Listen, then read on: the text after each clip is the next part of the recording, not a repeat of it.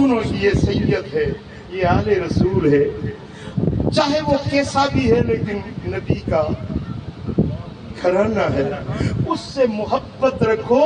मेरे आका ने फरमाया जो मेरी आल से, मेरा कोई भी बच्चा मेरे घराने से, किसी भी सैयद से तुमने एहसान किया, अच्छाई की, वो तुम्हारा मुझ पर कर्जा है। ये कर्जा क़यामत वाले दिन में खुद उतारूंगा।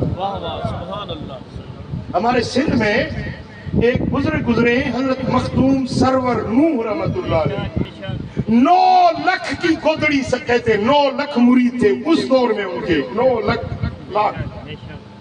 हजरत सरवर नूह रहमतुल्लाह अलैह, ये भी छोटे बच्चे थे, इनके बाप बड़े जमींदार थे, बड़े मालदार थे, औलाद नहीं होती थी, फिर दुआएं कर करके दुआएं, ये बच्चा पैदा हुआ जिसका नाम रखा सरवर नूह रहमतुल्लाह अलैह।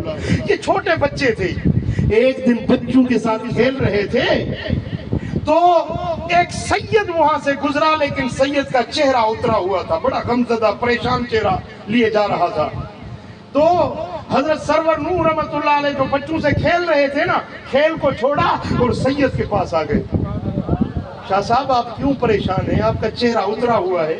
कहने लगे कि मैं मिस्कीन सैयद हूँ, आल बड़ा घराना है, बेटियां हैं, उनकी शादी करना चाहता था, तेरे बाप बड़ा जमींदार है, उसके पास गया कि मेरी कुछ मदद करो, मैं बेटियों की शादी करता हूँ, लेकिन तेरे बाप ने मुझे 500 रुपए दे के टरखा दिया।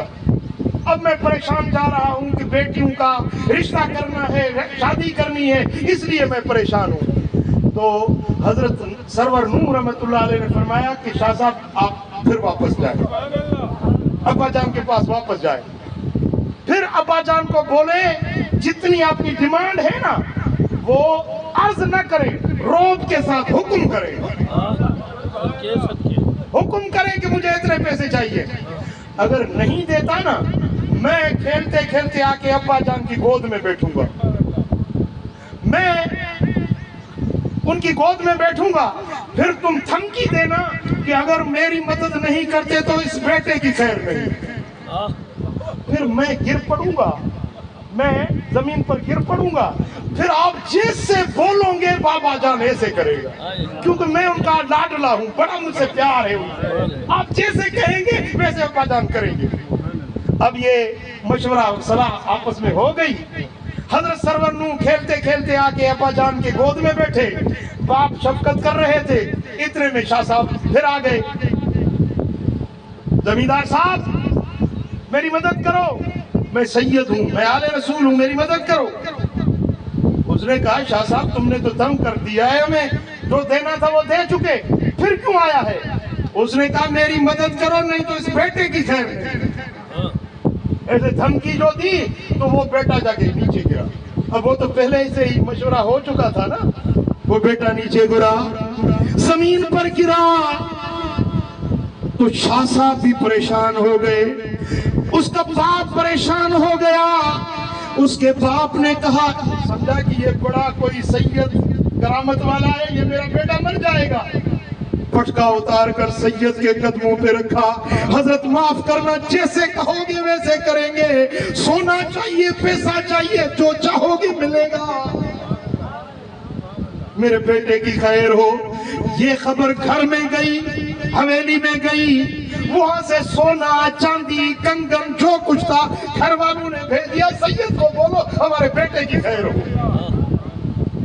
जब शाह साहब को पैसे मिले, सोना मिला, सब कुछ मिल गया, इसकी डिमांड पूरी हो गई, बोला हट जाओ, मैं अब बच्चे को दम करता हूँ।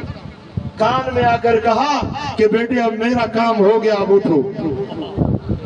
लेकिन जैसे बेटा जमीन पर गिरा था वो जमीन पर बेहोश हो गया।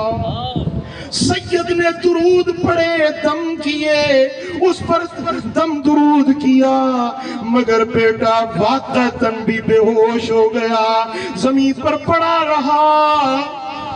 سید بھی پریشان ہو گئے، باپ ماں وہ بھی پریشان ہو گئے، پوری حویلی میں پریشانی چھا گئی۔ میرے دوستو، وہ حضرت سرور نور رحمت اللہ علیہ بڑی دیر تک زمین پر پڑے رہے، بے ہوش رہے۔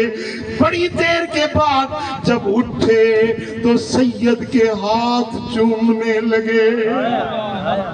خوشی ہو گئی کہ بیٹا اٹھا ہے۔ پوچھا کہ بیٹے کیا ہو گیا تھا، کیوں زمین پر گر پڑا؟ اس نے کہا جب میں زمین پر گرا تھا اپنی مرضی سے، جو میں نے صلاح کی تھی، جب گرا تو اب یہ سندھ کی سرزمین نہیں تھی، میں کیا دیکھتا ہوں، سیدۃ النساء فاطمۃ الزہرا نے مجھے اپنی گود میں لے لیا۔ فرمایا بیٹے نو، تو نے میرے بیٹے کی عزت کی، میرے سید کا احترام کیا ہے، تو نے میرے بیٹے کی تعظیم کی، آج ہم تمہیں اس کا صلہ دیتے ہیں۔ سیدۃ النساء نے نظر کرم فرمائی اور میرے باطن پر نگاہ فرمائی اور اس کو ولایت کا مقام مل گیا۔ ارے دوستو، جو آل رسول سے محبت رکھتا ہے، جو نبی کے گھرانے سے محبت رکھتا ہے، قیامت والے دن حضور اس کے لیے مدینے والے آقا اس کو اس کا صلہ دیں گے۔